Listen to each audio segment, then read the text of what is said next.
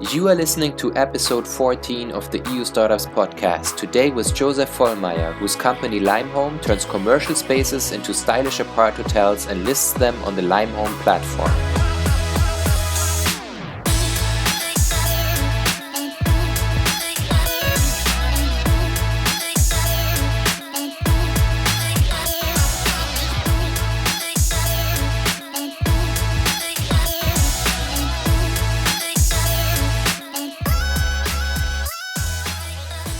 Hello everyone and welcome back to another episode of the EU Startups podcast. Today we're joined by Josef Vollmayr, the co-founder and CEO of the Munich-based hospitality startup Limehome. Founded in 2018, Limehome already secured about 36 million in funding and was recently featured by us as one of 10 exceptionally promising German startups to watch in 2021.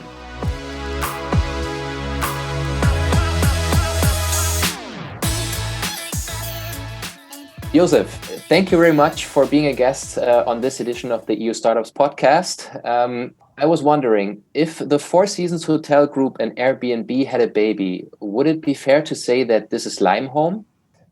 Yes, I would agree to a certain level. However, I'm still missing the operating system, let's say the Windows or the Microsoft among the parents, because I think one of our biggest strength in the end is like the tech-enabled, very lean operations. So this is, to my point of view, missing. And last but not least, I think Four Seasons is maybe a bit too much in the luxury segment for us. If I could choose a daddy, it would most probably be something like Best Western, Motel One, or Mercure Hotel. But in the end, yes, I think our product is a high-quality design apartment with a consistent hotel-like standard. And therefore, I think it fits quite well. Okay. And you briefly mentioned the operating system of Limehome. Can you explain that a bit further, like the technical aspect behind the platform? Yeah, that's a good question. So I think from the outside, it looks rather easy, I would say, because if you think about like a digital customer journey, starting from booking to basically allocating a room to a certain, let's say, room category, making sure that the payment arrived, the check-in and invoicing. This is, I would say, not rocket science, although a lot of hotels are already struggling with it. But I think it's less the technical aspect, it's more the integration into their daily operations. I think the most complex part there is rather everything that happens in the back end, which starts from developing a price algorithm, connecting payment providers, being very smart in deciding for the right locations, and also for us, making sure that a 24-hour customer success team is able to have all the information a guest might have. It could be, I would like to have a baby bed. I'm actually like coming with 2 more people to have all these information within like 1 or 2 seconds available. So we actually built a whole backend system which enables our customer success team. We have built a property management system to be able to manage all the reservations, and we built the customer journey, which is actually, I think, the easiest part. And did the Limehome founding team have some previous experience in the hotel or real estate business, or how did you come up with the idea? Yeah, indeed. We started Limehome when we were still, or we thought about Limehome when we were still working at McKinsey as management consultants. And therefore, we did not really have an experience in operating hotels, but we spent numerous nights in leading hotels across the world. I think like within the 5 years as a consultant, I think I spent more than 500 nights. And this, I think, helped us a lot to understand how the processes work, but also with the lack of operation experience to keep a very fresh perspective on the operations. However, like me personally, I had some experience in the real estate space, and especially my co-founder, he was more had more of the experience in digitizing large corporates, for instance, such as insurance companies, energy providers. maybe also e-commerce players. Mm-hmm. But I think from our investor side, and we had basically from the beginning on, we had quite strong investors. For instance, Picos has a focus on prop tech. I think Lakestar, among other industries, has a lot of experience in the travel space. Mm-hmm. And then also Holzbrink, I think, is pretty familiar with operations heavy businesses Mm-hmm. like such as Sender or Flixbus. So no specific hotel operations experience, but we brought it in within the broader team. And I actually believe that it's also more important to have a tech or BI experience Mm-hmm. and a broader ops marketing experience than the hotel specific experience, because it's Okay. actually pretty different what we're in the end doing on a daily Mm-hmm. business. Mm-hmm. And those serviced apartments on the Limehome platform, are those all leased by you, or do you also own some of those apartments as a company? As of today, we do not own properties, but what we Mm-hmm. typically do is we bring in the furniture, and we also bring the digital infrastructure. So there is a certain investment also from our side, but the current properties are all leased or we have management contracts.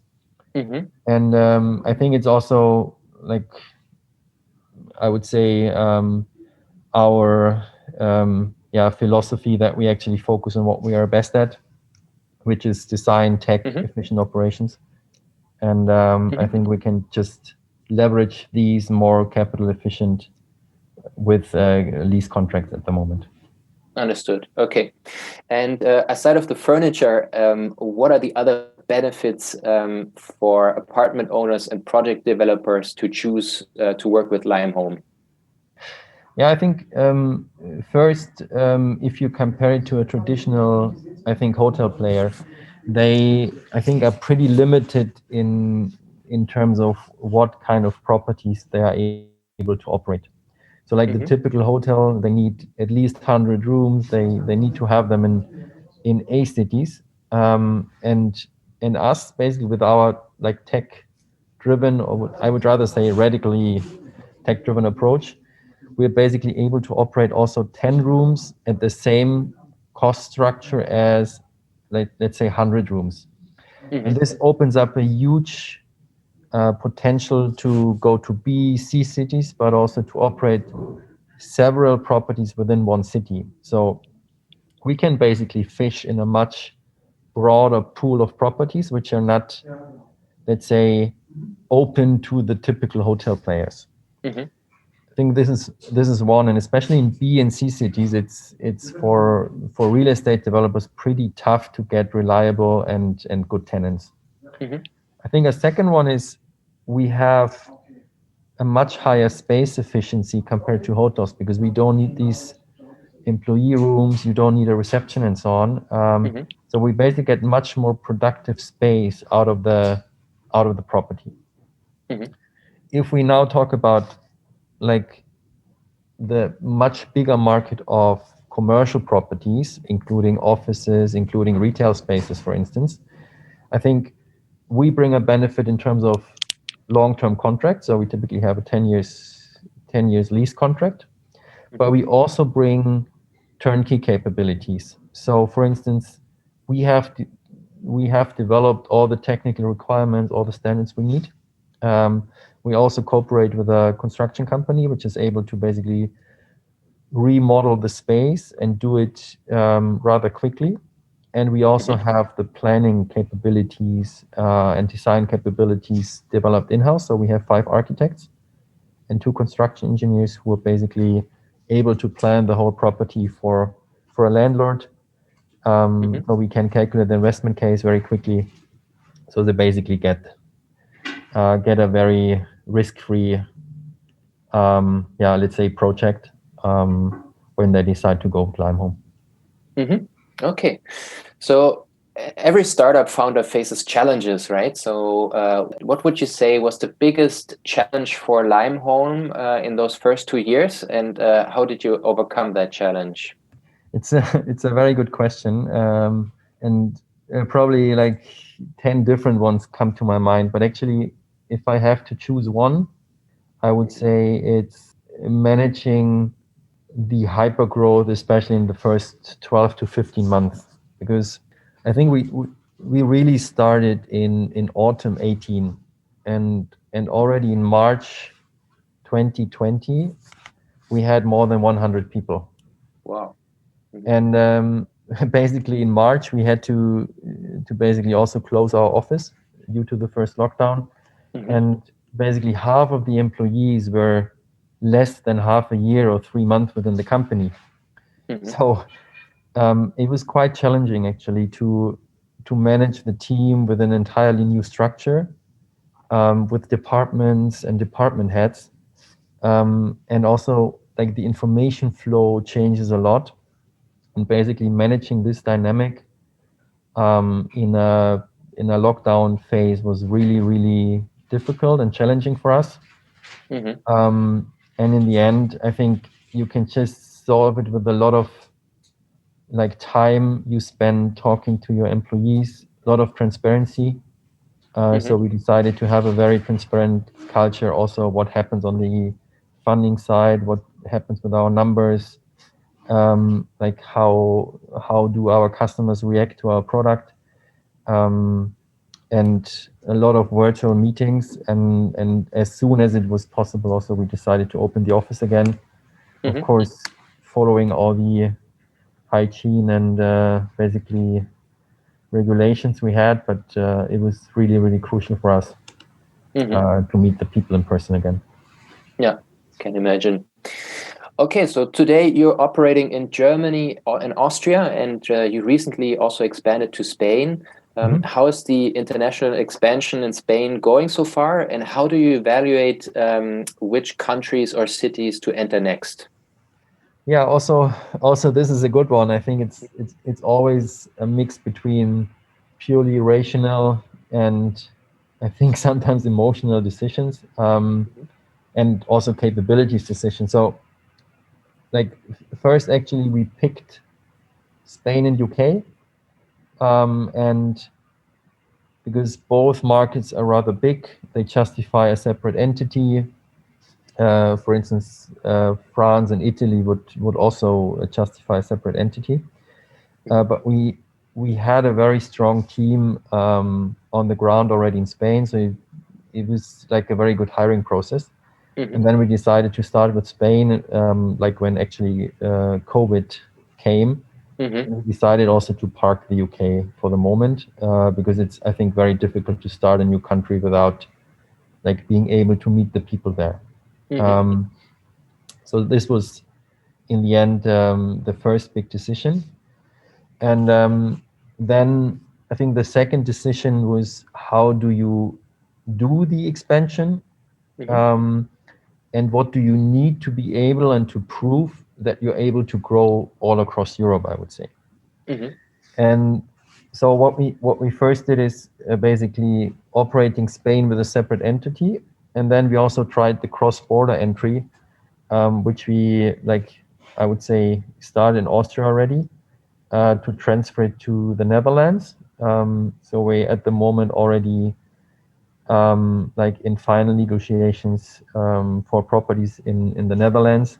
So this is what will come next, because we believe it's important to show that both the satellite approach but also the cross-border entry works. And in terms of our operations, it's actually quite different. So for Spain, for instance, we have a separate operations team. We have a separate real estate expansion team on site. Tech marketing is mainly centralized in Germany. For the Netherlands, basically, we operate it entirely out of Germany. And we just want to try out both to be sure we can basically expand to any country in Europe. Okay. You already mentioned how COVID-19 impacted your team and team dynamics a bit and how that was a challenge. And I was wondering, did you already see like a surge in bookings on Limehome since the first lockdown, or is the business of Limehome still suffering due to COVID? Yeah, I think the business is still suffering. Mm-hmm. I think we always need to differentiate between supply and demand, and I might start with with supply first. So supply basically means for us signing new locations, new properties, and this became much easier because like larger corporates are not basically signing new office deals anymore. They're rather hesitant on this side at the moment. Also, new hotels actually are pausing developments. So it got much easier for us to basically secure very good locations at better market prices and better terms. So this is definitely an opportunity. I think on the demand side, we all need to be realistic. Like in Germany, for instance, the demand at the moment is at 10% of, let's say, January 2020 level. Mm-hmm. And it was similar in November, December. So I think all hospitality players are just suffering. First, because there's much less mobility, much less like travel out there, Mm-hmm. but and especially leisure travel is just forbidden at the moment. So we can't host city traveler, which for not like necessary travels. Mm-hmm. But I think compared to the market, we're still doing very very good because a lot of hotels they can't even operate profitably, so they are just closed. Mm-hmm. So we're able to gather a lot of demand, and I think also our product fits the situation quite well. So you have like basically a contactless journey. You have the ability to basically self-serve with a fully equipped kitchen and so on. Mm-hmm. And also many large corporates actually changed their travel policy to boutique hotels. Mm-hmm. So I think we're relatively doing good. Like for instance, for the year 2020, we lost around 15 to 20% of RevPAR, which is revenue per available room, Mm-hmm. compared to the market, which is probably around 75%. Mm-hmm. Wow. Okay.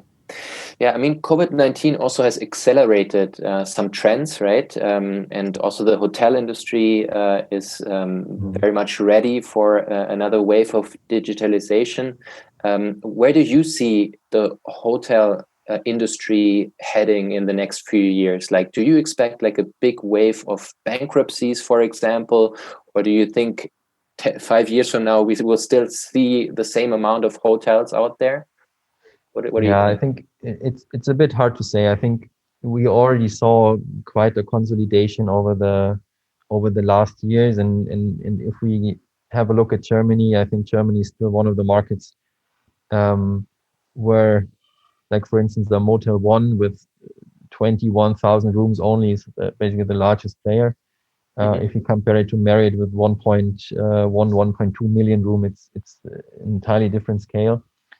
But I think, like on a high level, of course, this consolidation will continue, and then it depends a lot on the, I would say, price level and service level. So I think in the luxury segment, um, there will not be too much of a digitization because the customer they just expect, um, I would say, personal service Mm-hmm.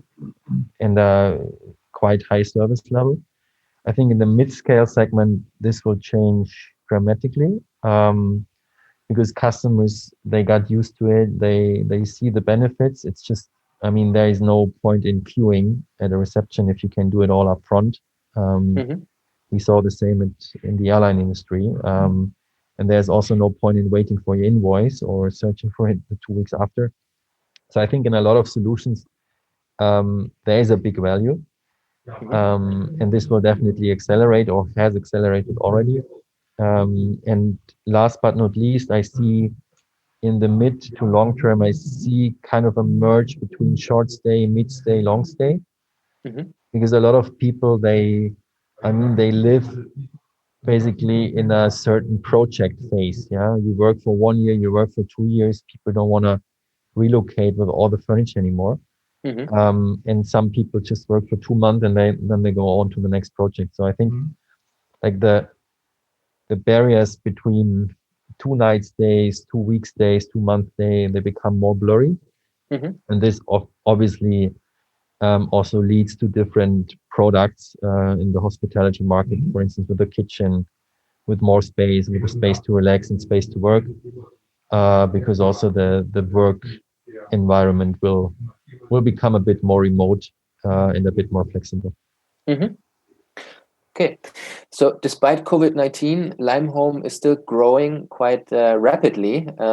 And let's play like a mind game. Like, how far can this growth go? Like, where do you see your company in 5 years from now in terms of market coverage, or team size? Do you have some numbers in mind there?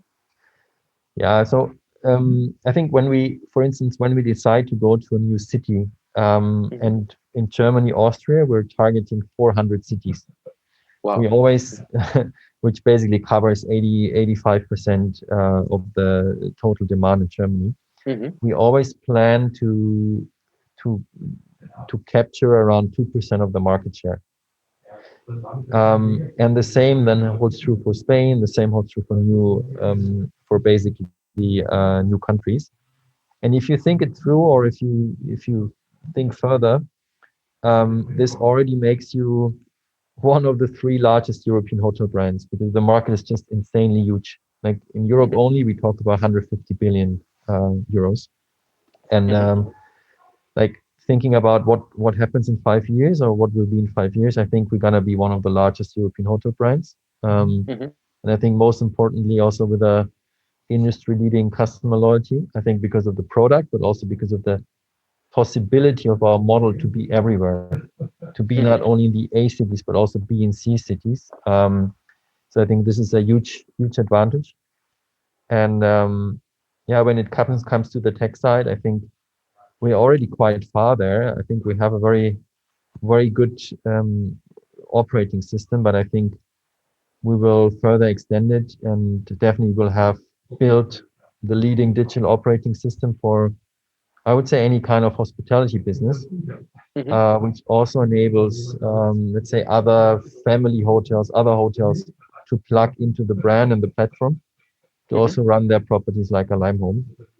And yeah, I think last but not least, we are already like a very margin strong, profitable business. Mm-hmm. Obviously, also hit a little bit during Corona in terms of profitability, but still doing very well. So I think we have the chance and the opportunity to be top of the hospitality category in terms of also profitability and reinvesting this into customer satisfaction. Exciting. Yeah, we will definitely keep following your story. Maybe as one of the final questions, we also have many young and aspiring founders who are listening and who are reading our online magazine. And you guys were able to already raise about 36 million euros in funding, if I have the correct number there. Mhm. And can you maybe share some tips and recommendations when it comes to fundraising, something that you've learned along the way? Um, I think it really depends on the stage. Mm-hmm. I think there are certain success factors for every stage, and I think if you want to raise like a larger amount of money, I think if we're talking, for instance, about Series A, Series B, Mm-hmm. I think um, one is obviously you need to be able to build a team around you that keeps up the motivation and is able to basically scale what you did yourself in the beginning. Mm-hmm. Because like in a seed round, it's a lot about the founders, but in Series A, it's already a lot about the team. I think this is one point which is very important. Then, secondly, I think these days nothing works without a tech vision. Mm-hmm. In a seed, it's like some use cases which work. In a Series A, Series B, it's already like what's the vision, what's the platform thought, how can you get more out of the customer journey, more of the ownership of the customer. So I think this is key. Um, I think a third one obviously is having a product which customers just like and you're able to improve over time. Mm-hmm. And you also have built certain systems which basically use the customer insights into improving your product. So it's not someone sees it. You need to have like really installed processes. Mm-hmm. And maybe two short ones more. Especially our business is I think to a certain level capital intense in the beginning, but you Mm-hmm. need to be able to show that you become equity light. Yeah. So basically, finding the right corporate structure, finding the right securities for classical financing partners to be more equity efficient and light is key for the investors out there. And I Mm-hmm. think last but not least, maybe a very structured fundraising process, I think is key. Like who are the relevant funds? It's in the end, it's a lot about negotiation. It's scarcity of let's say attractive investments. So you need to build up a certain competition among the funds, and Mm-hmm. this only works if you have the whole process under control. So build up a wide funnel and manage them properly is, I think, is key. Okay, makes sense. Well, thank you so much, Josef. Thank you for your time. It was a pleasure talking to you. Cool. Okay, Perfect. super. Ciao.